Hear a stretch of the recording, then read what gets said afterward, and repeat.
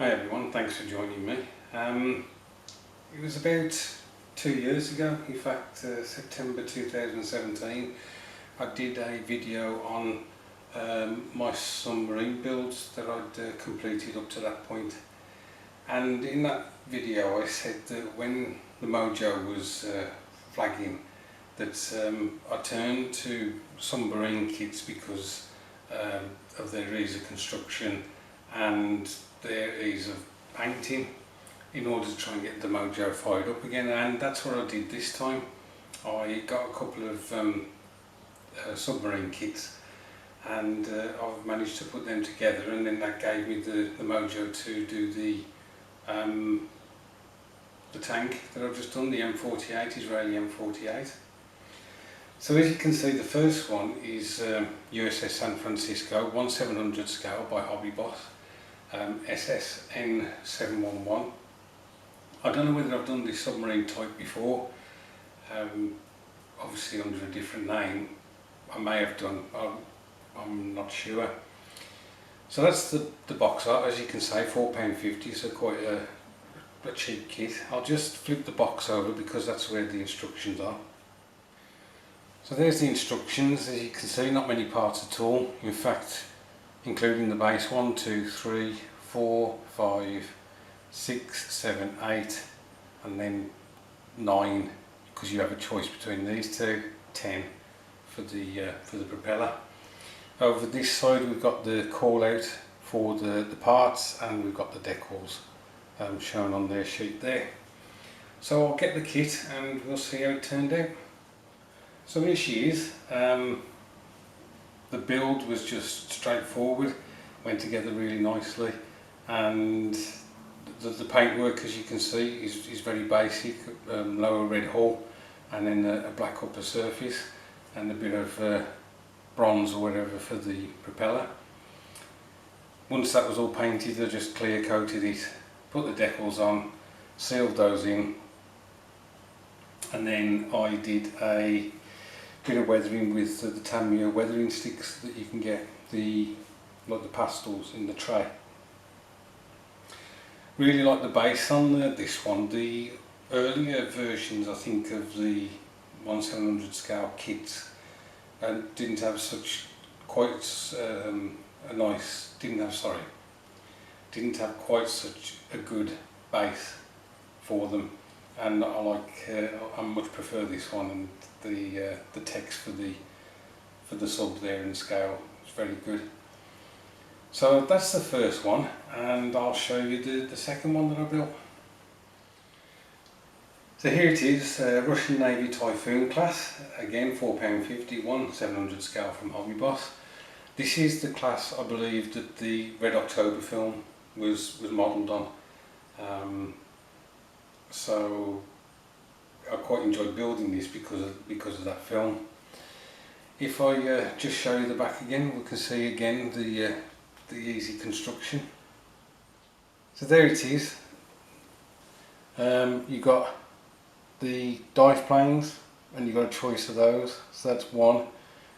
That bit to seal it into, and then upper and lower hulls. Then you got the guards around the propellers, which includes the propellers. So that's 1, 2, 3, 4, 5, 6 upper and lower dive planes again, 7, 8 lower rudder, upper rudder, so that's 9, 10, and then conning tower with a choice of whether the periscope's up or down, so that's 11, 12, and then the stand makes 15. We've got the parts call out again over here, and the decal sheet, quite a bit more on this build than there was on the previous one. So let's have a look, see how this one went.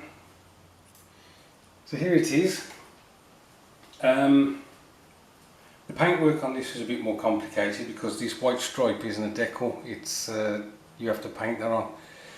And obviously you guys will work out how I did that. All I did was I sprayed the sub white, then I got some 1mm tape, and fortunately there is a line that you can follow all the way around that part of the hull. So I just taped all the way round, made sure it was nicely firmed down, and then I sprayed it all, the entire sub black. And then once that was done, I left the tape on, but then I masked off at this level here, all the upper hull, and then I sprayed the underside, the red. Once that was dry, I just took all the masking off, including the one for the white stripe, and fortunately it all worked out and the job was a good one. Then it was again clear coat, decals on, decal sealed in, and then a matte varnish over the top, and then a bit of weathering again with the weathering sticks. I didn't do as good a job on this sub for the weathering. The applicators on the pastels is a bit too wide, and I think unfortunately I have applied it too wide. It looks a bit strange. I don't know whether it looks any better the other side.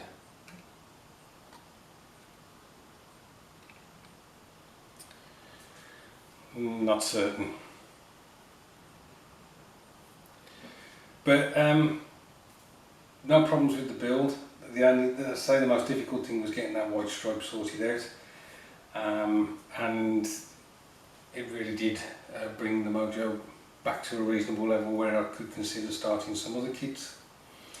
Just out of interest, both of these kits are 1700. Let's just put the US sub alongside this this Typhoon class Russian sub and see what the difference in size is. So there you go. These Typhoon class subs were quite a beast. I don't know whether they were the biggest sub ever built. I think they may have been by the Russians, and I'm not sure whether there's any left in service now. But there you go, guys. Thanks ever so much for watching. If you feel that the Mojo needs a bit of a pick-me-up, then as these are quite reasonably cheap kits, why don't you pick one of these up and just have a go, and you might be surprised that it just brings the fun back into the hobby. You're not too worried about various things, you know, obviously more complicated kits, putting them together, than the fit issues, the filling seams. It could be, you know, you've been aggravated by camo patterns on something. You know, these kits are just a bit of fun, and that's why I built them.